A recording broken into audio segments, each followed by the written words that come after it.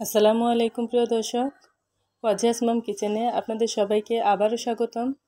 আমার আজকের রেসিপিতে থাকছে কোনো রকম বেলাবেলির ঝামেলা ছাড়াই আলু পরোটা বানানোর সহজ রেসিপি। এভাবে আলু পরোটা বানালে পরোটাগুলো হবে নরম তুলতুলে। আর কথা না বাড়িয়ে চলুন দেখে নেই এই সহজ আলু পরোটা বানানোর রেসিপিটা। আলু পরোটা বানানোর জন্যে আমি এখানে মিডিয়াম সাইজের একটি আলু সিদ্ধ করে নিয়েছি। এবার একটি গ্রেটার দিয়ে আলুটি গ্রেট করে নিচ্ছি। আলুটি গ্রেট করার পর এখানে নিচ্ছি 1 কাপ পরিমাণ আটা।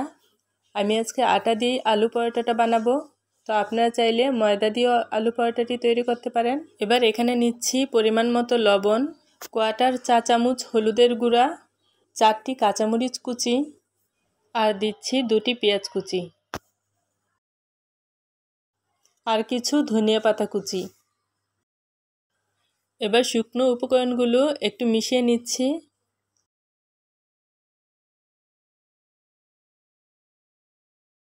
এবার অল্প অল্প পানি দিয়ে একটি ব্যাটার তৈরি করে নিব।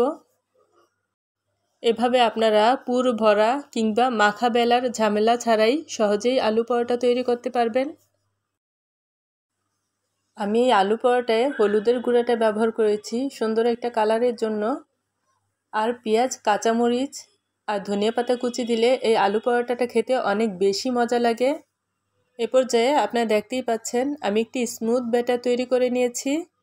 এখানে 1 কাপ আটার জন্যে আমার 1.5 কাপের মতো পানি লেগেছে। আমি যে কাপে আটা মেপে দিয়েছি সেই কাপে পরিমাপ করে 1.5 কাপের মতো পানি দিয়েছি। ব্যাটারের ঘনত্বটা ঠিক এরকম হবে। এর থেকে খুব পাতলাও করা যাবে না, আবার খুব বেশি ঘনও করা যাবে না। এই ব্যাটার রেস্টে রাখার কোনো প্রয়োজন নেই। এবার পরোটাগুলো ভেজে নেওয়ার জন্য চলে আসলাম চুলার কাছে।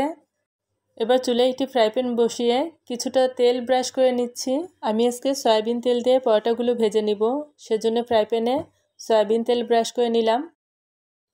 অনেকেই কিন্তু বাটার কিংবা ঘি দিয়েও পরোটাগুলো ভেজে থাকেন। আমি একটি গোল চামচ দিয়ে 2 চামচ ব্যাটার প্যানের উপর দিয়ে দিচ্ছি।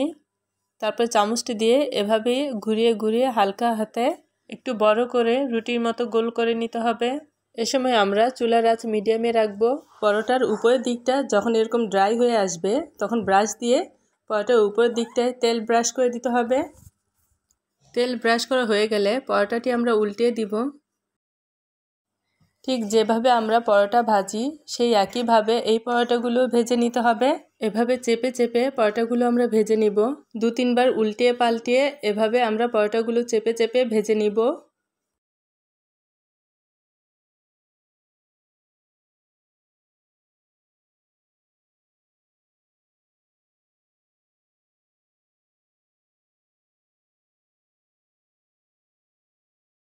খুব সহজেই আমার একটি পরোটা ভাজা হয়ে গেল।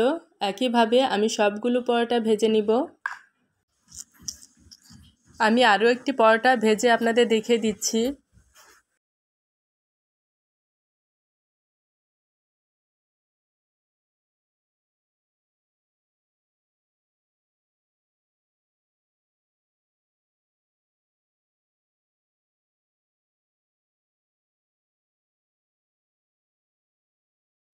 এভাবে আলু পরোটা বানালে পুর ভরা কিংবা বেলার কোনো ঝামেলা থাকে না।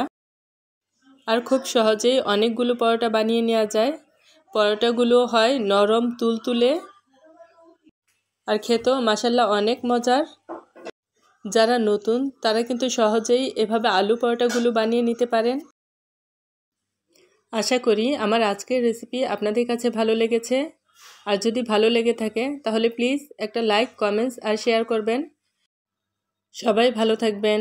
আল্লাহ হাফেজ।